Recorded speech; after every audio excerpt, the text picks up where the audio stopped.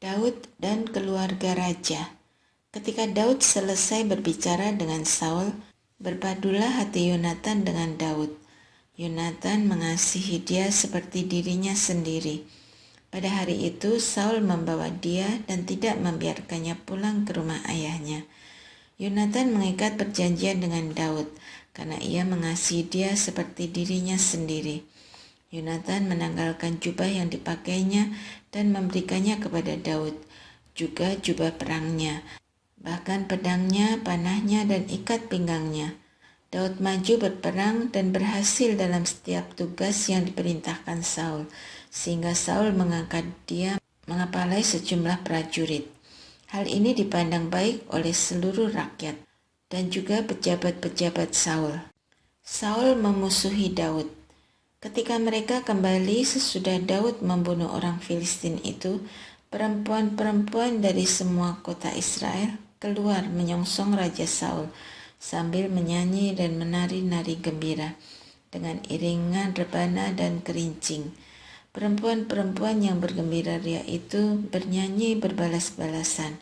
Katanya, Saul membunuh beribu-ribu musuh, tetapi Daud berpuluh-puluh ribu. Saul menjadi sangat marah.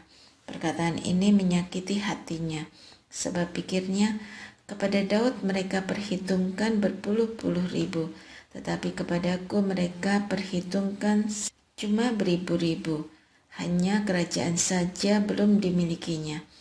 Sejak hari itu Saul selalu dengki terhadap Daud.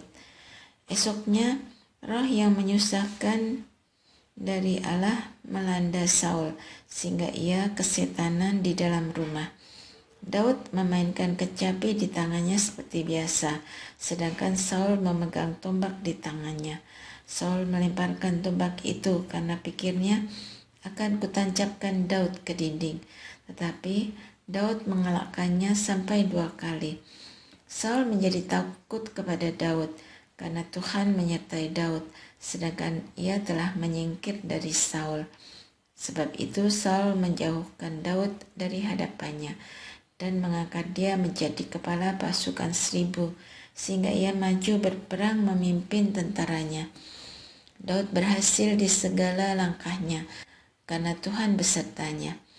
Melihat Daud sangat berhasil, Saul gentar kepadanya. Tetapi seluruh Israel dan Yehuda mencintai Daud karena dialah yang maju berperang memimpin mereka. Saul berkata kepada Daud, "Ini putri sulungku, Merab. Dia akan kuberikan kepadamu sebagai istri. Hanya saja jadilah seorang gagah perkasa bagiku dan lakukanlah perang Tuhan." Pikir Saul, jangan tanganku yang melawan dia, tetapi biarlah tangan orang Filistin melawan dia. Kata Daud kepada Saul, "Siapakah aku? Siapakah sanak saudaraku, kaum ayahku di Israel, sehingga aku menjadi menantu raja?" Ketika tiba saatnya Merab putri Saul diberikan kepada Daud, ia justru diberikan kepada Adriel, orang Mehola, sebagai istri. Tetapi Mikal putri Saul jatuh cinta kepada Daud, sehingga hal itu diberitahukan kepada Saul. Ia memandangnya baik, sebab pikir Saul, "Aku akan memberikan Mikal kepadanya, supaya ia menjadi jerat baginya, dan tangan orang Filistin melawannya." Lalu Saul berkata kepada Daud untuk kedua kalinya, "Sekarang engkau boleh menjadi menantuku." Saul memerintahkan hamba-hambanya, "Katakan kepada Daud dengan diam-diam, sesungguhnya raja menyukaimu dan semua hambanya mencintaimu. Sekarang jadilah menantu raja."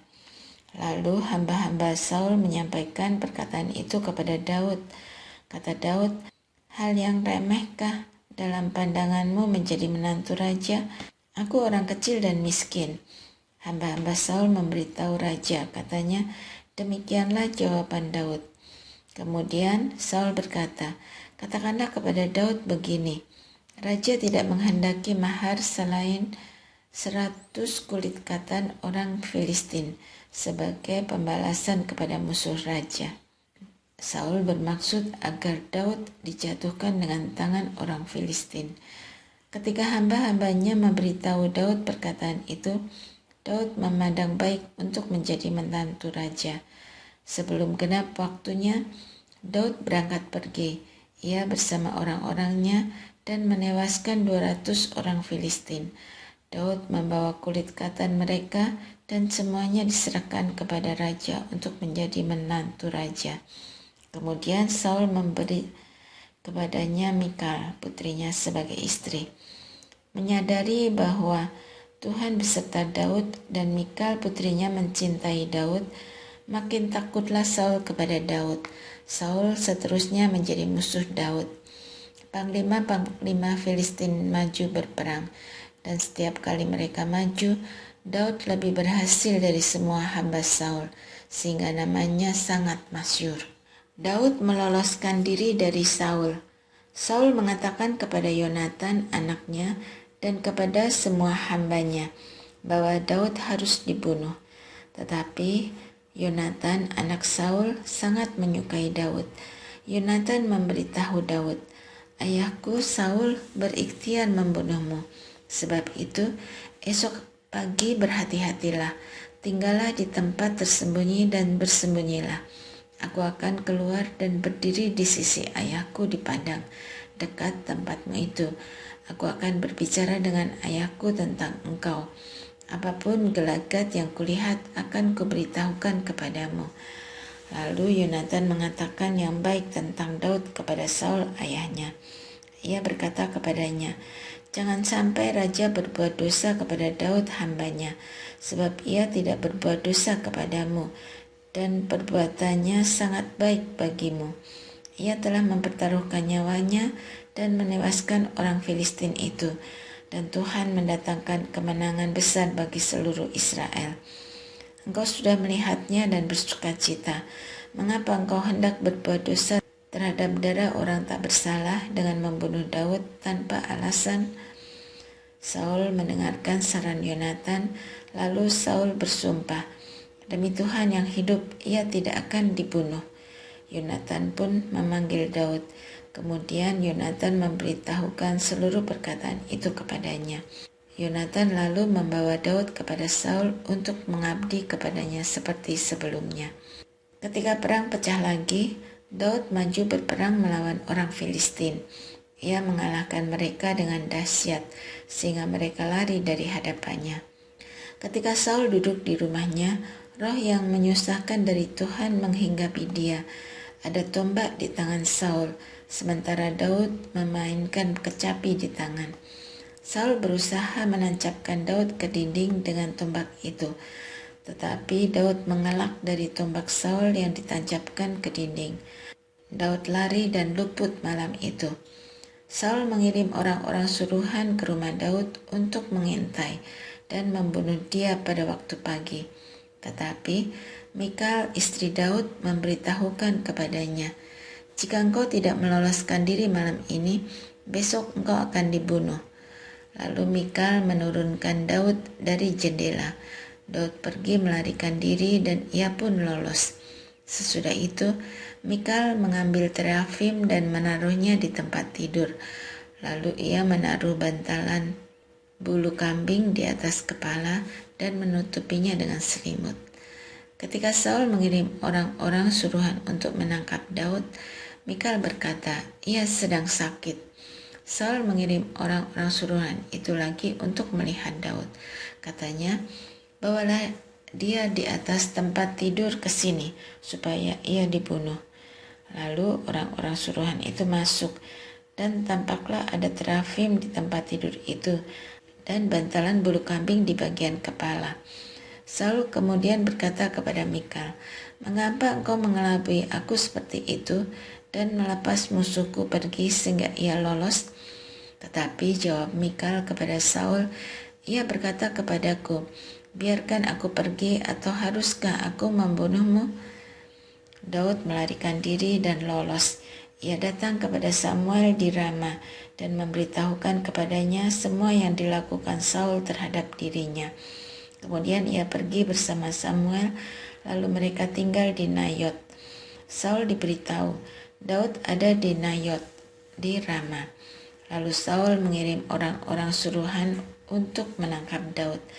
Tetapi mereka melihat sekumpulan nabi sedang kepenuhan yang dipimpin oleh Samuel. Roh Allah juga menguasai orang-orang suruhan Saul, sehingga mereka pun kepenuhan seperti nabi. Ketika hal itu diberitahukan kepada Saul, ia mengirim orang-orang suruhan lain, tetapi mereka pun kepenuhan seperti nabi. Saul mengirim lagi orang-orang suruhan untuk ketiga kalinya, dan mereka pun kepenuhan seperti nabi. Lalu ia sendiri pergi ke Rama dan sampai di sumur besar di Seku. Ia bertanya, "Di mana Samuel dan Daud?" Jawab orang, "Ada di Nayot di Rama." Ia pergi ke sana, ke Nayot di Rama, dan Roh Allah pun hinggap atas dia. Selama perjalanannya ia kepenuhan seperti nabi, sampai ia tiba di Nayot di Rama. Saul menanggalkan pakaiannya dan ia kepenuhan seperti nabi di depan Samuel. Ia tergeletak telanjang sepanjang siang dan malam itu. Itulah sebabnya orang berkata, "Apakah Saul juga termasuk nabi?"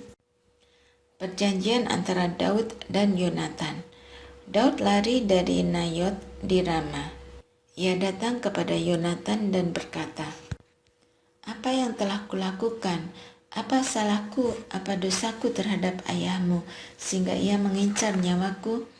Yonatan berkata kepadanya, "Sekali-kali engkau tidak akan dibunuh. Ketahuilah, ayahku tidak akan melakukan hal besar ataupun kecil tanpa lebih dulu memberitahukannya kepadaku. Mengapa ayahku harus menyembunyikan hal ini kepadaku? Tidak mungkin." Tetapi Daud menegaskan, katanya, "Ayahmu tahu benar bahwa engkau menyukaiku," dan pikirnya, jangan sampai Yonatan tahu hal ini sehingga hatinya susah. Namun demi Tuhan yang hidup dan demi hidupmu, hanya selangkah saja jarak antara aku dan maut. Yonatan berkata kepada Daud, "Apapun keinginan hatimu akan kulakukan bagimu." Lalu kata Daud kepada Yonatan, "Kau tahu, besok bulan baru dan aku harus duduk makan bersama raja. Biarkanlah aku pergi bersembunyi di padang sampai petang pada hari ketiga. Jika ayahmu sampai mencari aku, haruslah kau katakan, 'Daud telah mohon diri dengan sangat kepadaku untuk segera ke Betlehem kotanya, karena di sana ada upacara kurban tahunan bagi segenap kaumnya.' Jika ia mengatakan begini, baiklah, maka hambamu ini selamat. Namun jika ia langsung marah, tentulah ia telah memutuskan untuk mendatangkan celaka. Jika demikian, tunjukkanlah kesetiaanmu kepada hambamu ini, sebab engkau telah mengikat perjanjian di hadapan Tuhan dengan hambamu ini. Jika ada kesalahan padaku, engkau sendirilah yang membunuh aku. Mengapa engkau harus menyerahkan aku kepada ayahmu?" Tetapi jawab Yonatan, "Tidak mungkin hal itu terjadi padamu. Jika aku sampai tahu bahwa ayahku telah memutuskan untuk mendatangkan celaka atasmu, tidakkah akan kuberitahukan kepadamu?" Lalu Daud bertanya kepada Yonatan, "Siapa yang akan memberitahukan kepadaku jika ayahmu menjawab engkau dengan keras?" Kata Yonatan kepada Daud, "Marilah kita keluar ke padang." Lalu keduanya keluar ke padang. Yonatan berkata kepada Daud, "Demi Tuhan Allah Israel, besok atau lusa kira-kira pada waktu ini aku akan mengamati gelagat ayahku. Baik atau tidaknya bagimu, Daud, aku akan mengutus orang kepadamu dan memberitahukannya kepadamu apabila ayahku berniat untuk mendatangkan celaka atasmu. Demikian kiranya yang Tuhan lakukan terhadap Yonatan. Bahkan lebih lagi, sekiranya aku tidak menyatakannya kepadamu dan melepas engkau pergi dengan selamat. Tuhan kiranya menyertaimu seperti ia menyertai ayahku dulu. Jika aku masih hidup, bukankah engkau akan menunjukkan kepadaku kasih setia Tuhan? Tetapi apabila aku sudah mati, janganlah engkau memutuskan kasih setiamu terhadap keturunanku sampai selamanya. Bahkan ketika Tuhan melenyapkan setiap orang dari musuh Daud dari muka bumi." Demikianlah Yonatan mengikat perjanjian dengan keluarga Daud. Katanya, kiranya Tuhan menuntut balas dari musuh-musuh Daud. Yonatan menyuruh Daud bersumpah sekali lagi demi kasih Daud kepadanya, sebab Yonatan mengasihi dia seperti dirinya sendiri. Kemudian Yonatan berkata kepadanya, besok bulan baru, engkau nanti akan dicari, sebab tempat dudukmu kosong. Tetapi lusa engkau pasti akan dicari. Engkau harus pergi ke tempat engkau bersembunyi pada waktu sebelumnya, dan duduklah dekat batu Esel. Aku akan melepaskan 3 anak panah ke samping batu itu, seolah-olah aku membidik suatu sasaran. Ketahuilah, aku akan menyuruh hambaku, pergilah mencari anak-anak panah itu. Jika aku katakan kepada hamba itu, lihat, anak-anak panah itu lebih ke sini, ambillah, maka datanglah, sebab demi Tuhan yang hidup, engkau selamat dan tidak ada bahaya apa-apa. Namun, jika begini kukatakan kepada orang muda itu, anak-anak panah itu lebih ke sana, maka pergilah, sebab Tuhan menghendaki engkau pergi. Tentang hal yang kita janjikan itu antara aku dan engkau, sesungguhnya Tuhanlah saksi di antara aku dan engkau sampai selamanya. Lalu Daud bersembunyi di padang. Ketika bulan baru tiba, raja duduk di perjamuan untuk makan. Raja duduk di tempatnya seperti biasa, dekat dinding, Yonatan di hadapannya. Abner duduk di sisi Saul, tetapi tempat Daud kosong. Saul tidak berkata apa-apa pada hari itu, sebab pikirnya ada sesuatu yang terjadi padanya, sehingga ia tidak tahir. Tentu ia tidak tahir. Tetapi pada hari berikutnya, hari kedua bulan baru, tempat Daud masih kosong. Saul bertanya kepada Yonatan anaknya, mengapa anak Isai tidak datang ke perjamuan baik kemarin maupun hari ini? Jawab Yonatan kepada Saul, Daud telah mohon diri dengan sangat kepadaku untuk pergi ke Betlehem. Katanya, biarkanlah aku pergi, sebab di kota ada upacara kurban bagi kaum keluarga kami, dan saudaraku sendirilah yang menyuruh aku. Sekarang jika aku mendapat kemurahan hatimu, biarkanlah aku pergi mengunjungi saudara-saudaraku. Itulah sebabnya ia tidak datang ke perjamuan raja. Bangkitlah amarah Saul kepada Yonatan. Katanya kepadanya, anak perempuan jalang, kurang ajar. Tidakkah aku tahu bahwa engkau berpihak kepada anak Isai dan itu aib bagi dirimu sendiri dan bagi aurat ibumu? Sebab selama anak Isai itu masih hidup di muka bumi, engkau dan kerajaanmu tidak akan kokoh. Sekarang suruhlah orang membawa dia kepadaku, sebab ia harus mati. Tetapi Yonatan menjawab Saul ayahnya dan berkata kepadanya, mengapa ia harus dibunuh? Apa yang telah dilakukannya? Namun Saul melemparkan tombaknya kepada Yonatan untuk membunuhnya. Lalu sadarlah Yonatan bahwa ayahnya telah memutuskan untuk membunuh Daud. Yonatan pun bangkit meninggalkan meja perjamuan dengan penuh kemarahan. Pada hari kedua bulan baru itu, ia tidak makan apa-apa, sebab ia bersusah hati memikirkan Daud, sebab ayahnya telah menghina Daud. Pada waktu pagi, Yonatan keluar ke padang bersama seorang hamba yang masih kecil, sesuai dengan janjinya kepada Daud. Ia berkata kepada hambanya, larilah, carilah anak-anak panah yang akan kulepaskan. Selagi hamba itu berlari, Yonatan melepaskan anak panah melewati hamba itu.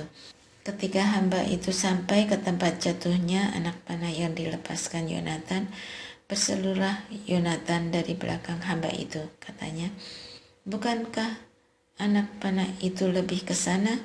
Kemudian Yonatan berseru dari belakang hamba itu, lekaslah cepat, jangan berdiri saja. Lalu hamba Yonatan memungut anak panah itu dan kembali kepada tuannya. Hamba itu tidak tahu apa-apa. Hanya Yonatan dan Daud yang mengetahui maksudnya. Lalu Yonatan memberikan senjatanya kepada hamba yang menyertai dia dan berkata kepadanya, pergilah, bawa ini ke kota. Sesudah hamba itu pergi, Daud keluar dari bukit batu Esel. Ia sujud menyembah dengan muka sampai ke tanah 3 kali. Mereka saling memberi ciuman dan bertangis-tangisan. Terlebih lagi Daud. Kemudian Yonatan berkata kepada Daud, "Pergilah dengan selamat, karena kita berdua telah bersumpah demi nama Tuhan, dengan berkata, Tuhan akan ada di antara aku dan engkau, serta di antara keturunanku dan keturunanmu sampai selamanya." Setelah itu Daud pergi dan Yonatan pun kembali ke kota. Tuhan tempat perlindungan. Untuk pemimpin biduan dari Daud. Pada Tuhan aku berlindung. Bagaimana kamu berani berkata kepadaku, terbanglah ke gunung seperti burung? Sebab, lihat orang fasik melentur busurnya.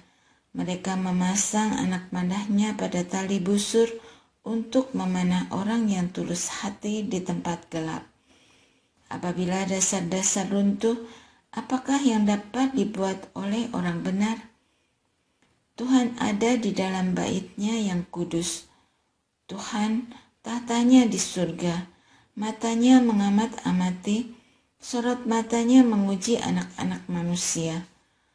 Tuhan menguji orang benar dan orang fasik, dan Ia membenci orang yang mencintai kekerasan. Ia menghujani orang-orang fasik dengan arang berapi dan belerang. Angin yang menghanguskan, itulah isi piala mereka. Sebab Tuhan itu adil dan Ia mengasihi keadilan. Orang yang tulus akan memandang wajah-Nya. Minta pertolongan melawan musuh. Untuk pemimpin biduan, menurut lagu Jangan Memusnahkan, Miktam dari Daud, ketika Saul menyuruh orang mengawasi rumahnya untuk membunuh dia. Lepaskanlah aku dari musuhku, ya Allahku, bentengilah aku terhadap orang-orang yang bangkit melawan aku. Lepaskanlah aku dari orang yang melakukan kejahatan, dan selamatkanlah aku dari penumpah darah. Sebab lihatlah, mereka mengadang nyawaku, orang-orang kuat bersekongkol terhadap aku. Padahal aku tidak melakukan pelanggaran, aku tidak berdosa ya Tuhan. Aku tidak bersalah, tetapi mereka bergegas dan siap menyerang. Datanglah kepadaku dan lihatlah, Engkau Tuhan Allah semesta alam, adalah Allah Israel.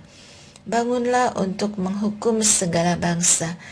Janganlah mengasihani mereka yang melakukan kejahatan dengan berkhianat. Pada waktu senja, mereka datang kembali. Mereka melolong seperti anjing dan mengelilingi kota. Lihatlah, mereka membual dengan mulut mereka. Pedang ada di bibir mereka, pikir mereka, siapakah yang mendengarnya? Tetapi Engkau Tuhan menertawakan mereka. Engkau mengolok-olok segala bangsa. Ya kekuatanku, aku mau berpegang kepadamu. Sebab Engkau ya Allah adalah kota bentengku. Allahku akan menyongsong aku dengan kasih setianya. Allah akan membuat aku memandang rendah seterus-terusku. Janganlah membunuh mereka supaya bangsaku tidak lupa.